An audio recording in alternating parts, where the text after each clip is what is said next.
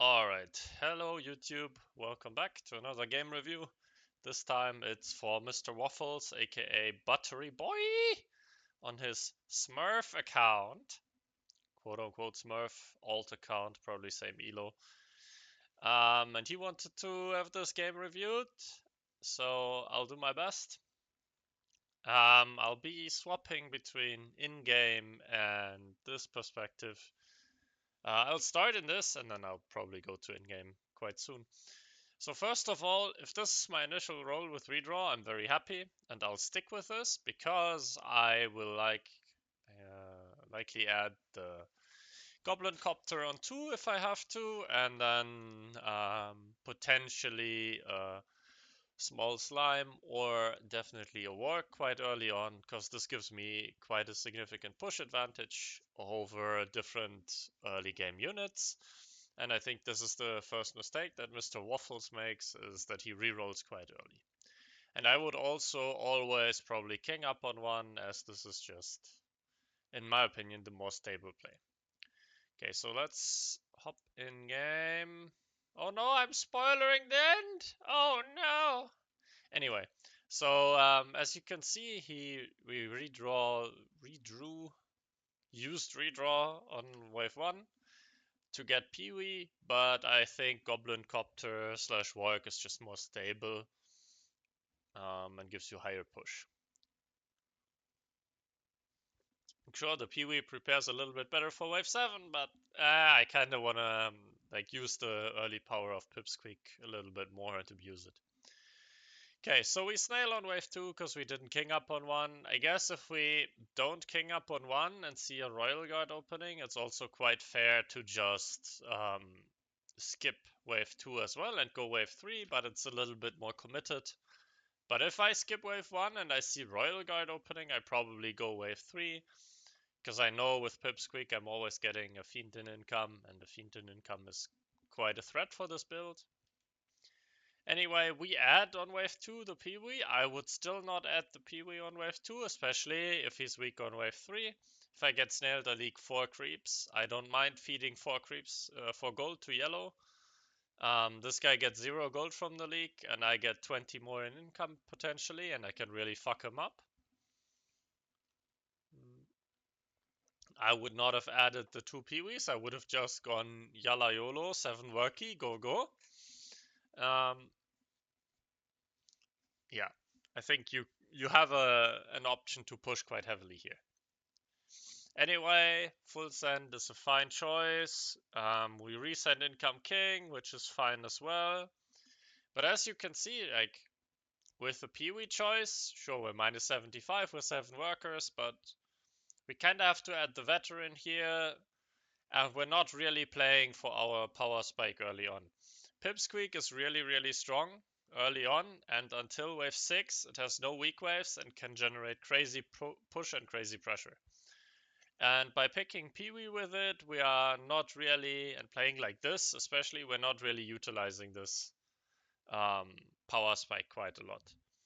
Sure, teammate is leaking here and putting pressure, so maybe it's fine to play a little bit safer. But I personally try to abuse this power of Pipsqueak more in the early game to have a stronger foundation for my economy and to have more pressure on the guy I'm sending. So if 5 hits, and again, right, we get a send here, this guy's getting starved, and we end up 445 value for wave 5. For what it's worth, if you have not the Wanderer here, but like a Warg here and 350 value, you're holding the Lizard or leaking like 2 creeps.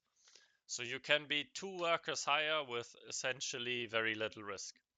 Now our teammate is giga fucking this guy and leaking small to brute, so it's fine to play for cover. But I think if you want to push your elo to like 2.8, 3k, you will end up having to utilize this power budget of the Pipsqueak early on a little bit more. Now, this guy is showing that he wants to receive a big send on wave 7, and this guy has also very much advertised his build to receive a big send on wave 7, and this is what you go for. which is good. It also puts, like, relieves some pressure off of your wave 7. And again, you're overbuilding like a madman, plus 30 with Pipsqueak on your best wave in the game, while the guy just leaked 120%.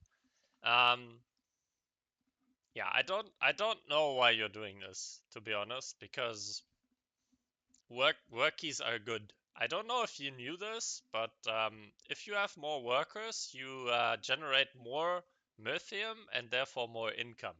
I know it's quite a difficult mechanic to understand, but I would personally try to have more workers compared to having less workers. So anyway, you go full on wave 7. You could have probably had 240. You could have had an ogre in income. And yeah, this would have been slightly better. But again, it's fine. You're in a very good spot. This guy has 14,000 net worth. This is clearly correct, by the way.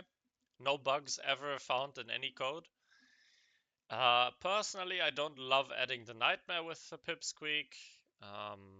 It's not horrendous by any means, and you have quite a lot of tanks, but you're also 780 value while you're being auto-sent with a good early game unit. So I would have tried to eke out 3-4 more workers in the early game up until this point. But okay, it's fine. You're income kinging into this guy. That's totally fine. You're being safe. Better be safe. You're adding the Millennium here. I'm not sure if Millennium is really the correct choice. Maybe Big Wanderer could be better here. Maybe even the Boom Tree, but I guess my choice would have been the Samurai Soul. Because now on our board we have a 300 gold DPS unit, 150 gold DPS unit, 185 gold DPS unit.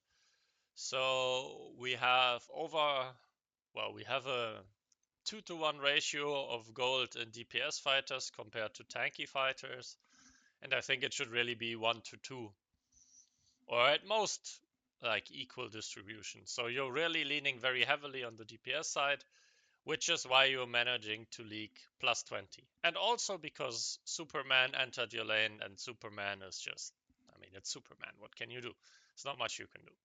You could have also not gone for a Millennium and just upgraded the Pipsqueak. The Lumerian is quite good on this wave as well. You can quite reliably make it off tank here. So I think, and that also sets you up nicer for the mid game, right? Not necessarily for 10, but are you really super worried on 10 with a Nightmare here, a Disciple on your teammate, and Venture in the game? I guess not, so I would always try to build something that's better on 11 and on 12, and on 11, 12 Millennium isn't really amazing. Sure, Doomsday is quite good, but if you end up upgrading Doomsday, you have, like, no tank value, so yeah, that's quite rough. Okay, let me quickly right, so spells were Vampire, Venture, and GA. So you incomed here to protect, that's fine. Now you skip on 10 to make it a little bit harder for them to venture, which is fine.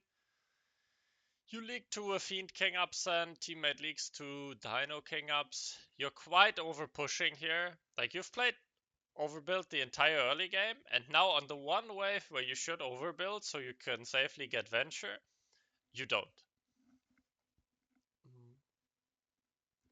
So I don't quite understand this. But anyway, you get Ascend, you leak small, not the end of the world. Game is quite even. You could be quite ahead, but anyway, it's fine. Now you decide to income on wave 11 to secure your venture. And the skip is like, you probably expect them to take GA or Vampire and not greet the venture.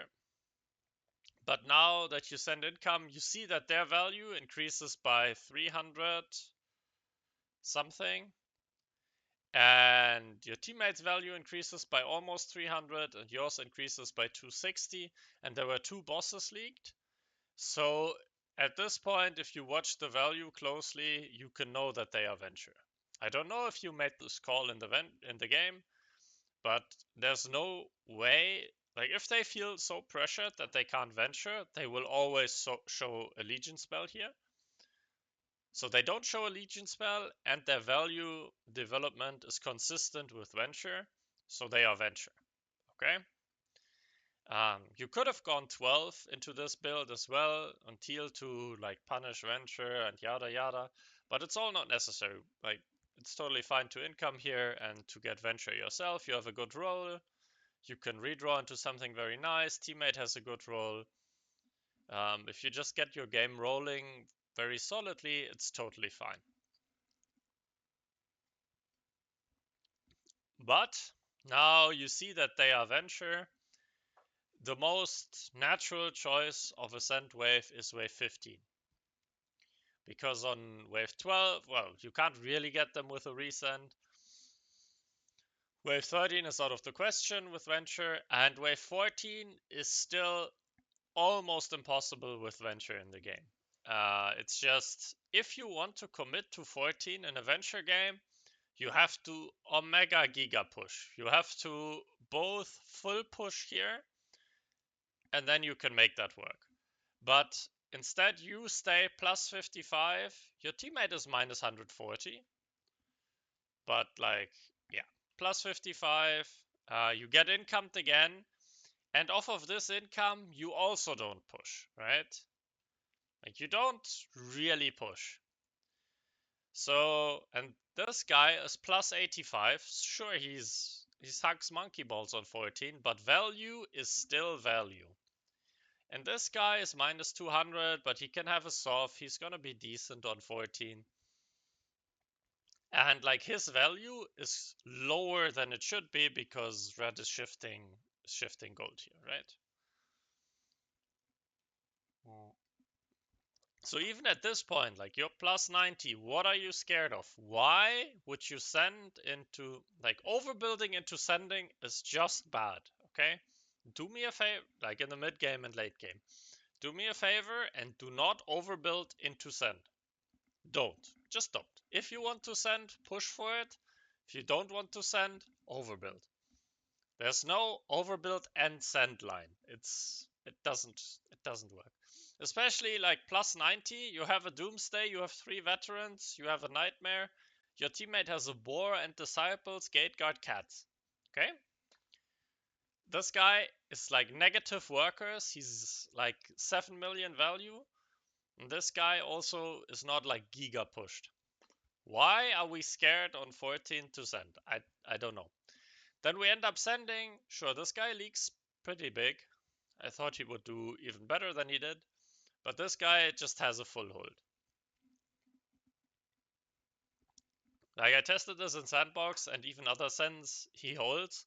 And I guess this is because Sea Dragons are just insane when you're on value. And he at least has decent tanks in the Arctear and the Mudman. I 100% agree with you that 3.2k value should leak if this is the build on 14. But realistically speaking, value is value. Shield icon. It's OP. And again, like, you're plus 20, your teammate is plus 0.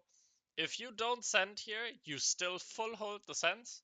This guy gets an 800 send on 15, this guy gets a 700 send on 15, and on 15, his build is still omega garbage. He can never kill a Kraken, a Siege Ram, and there's a Shaman on his lane. They will both leak, and he will just win the game on 15.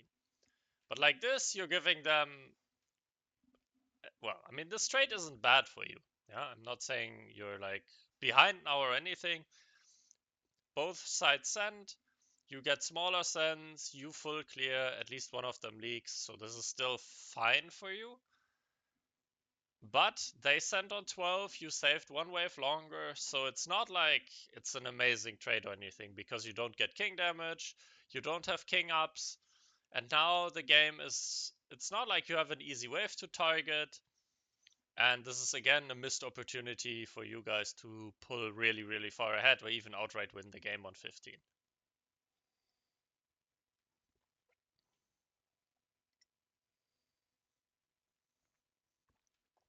Yeah, or maybe even 16. I don't think. Anyway, doesn't matter. So you get a resend on 15, which I don't really understand.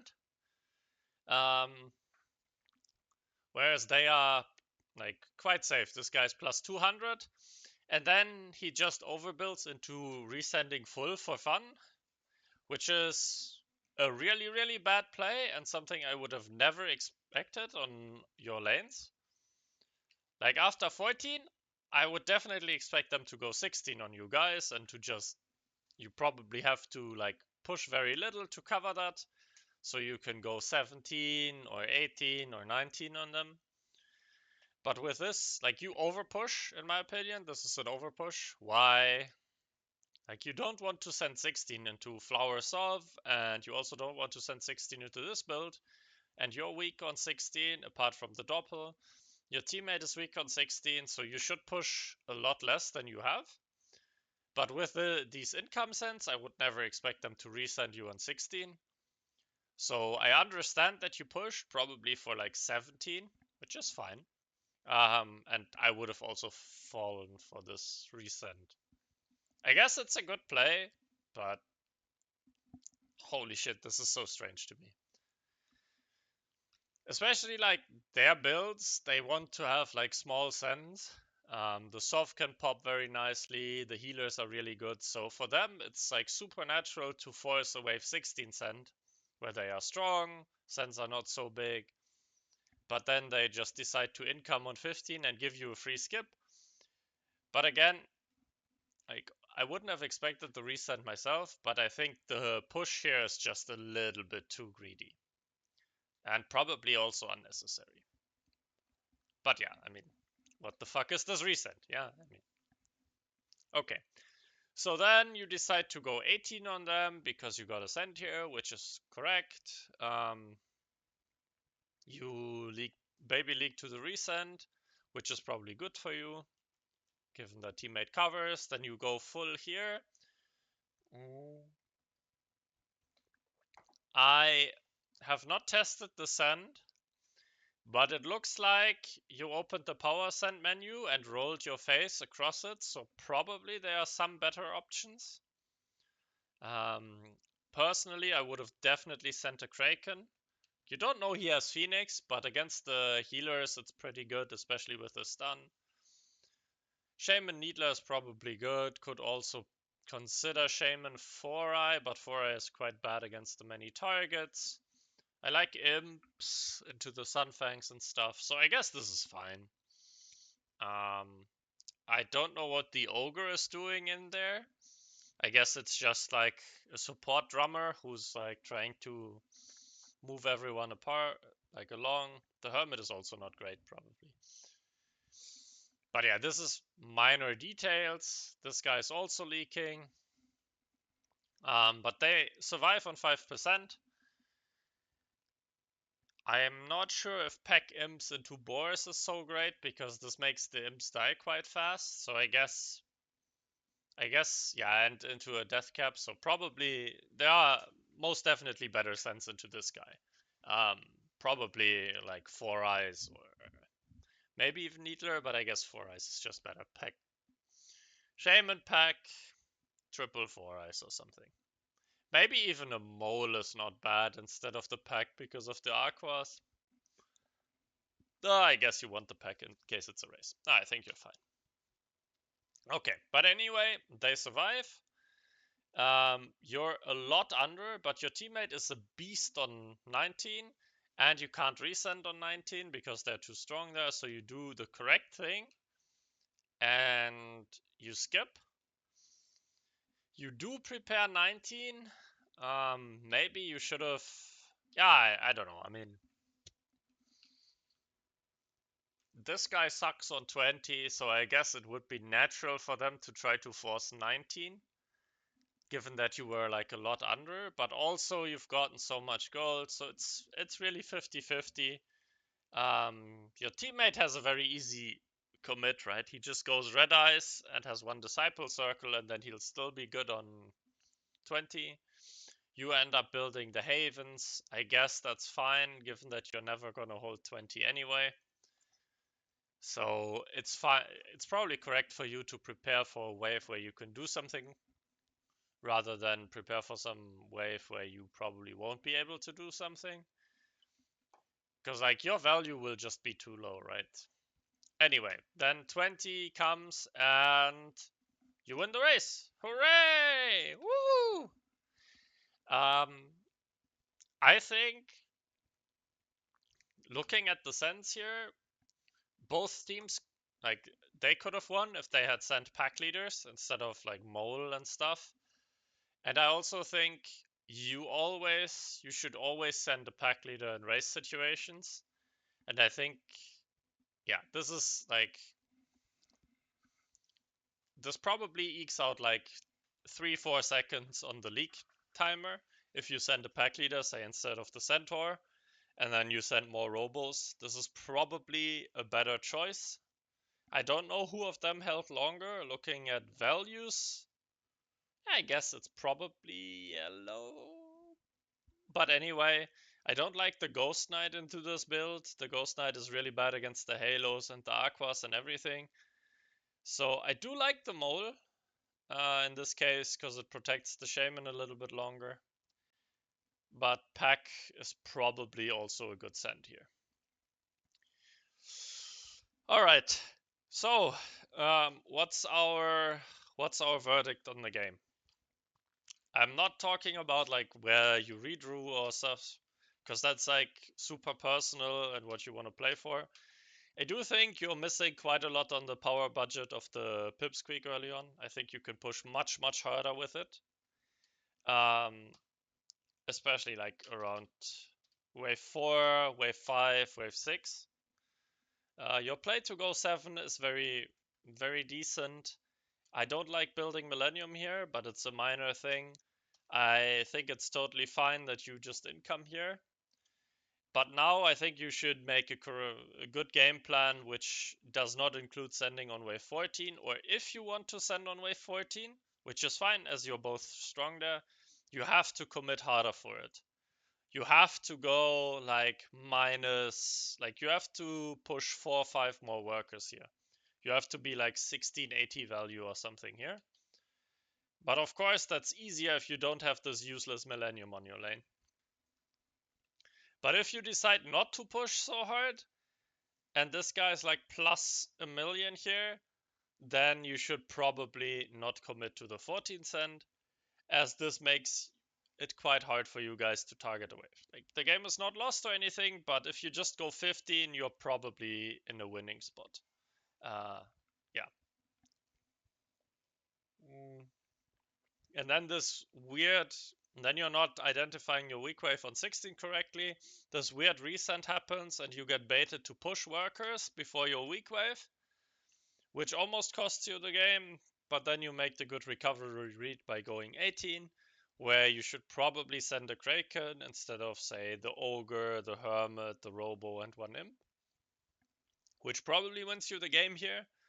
But then where you don't win the game, you make the correct read to skip 19 and send on 20, which wins you the game. But you should always consider sending a pack leader on a race situation.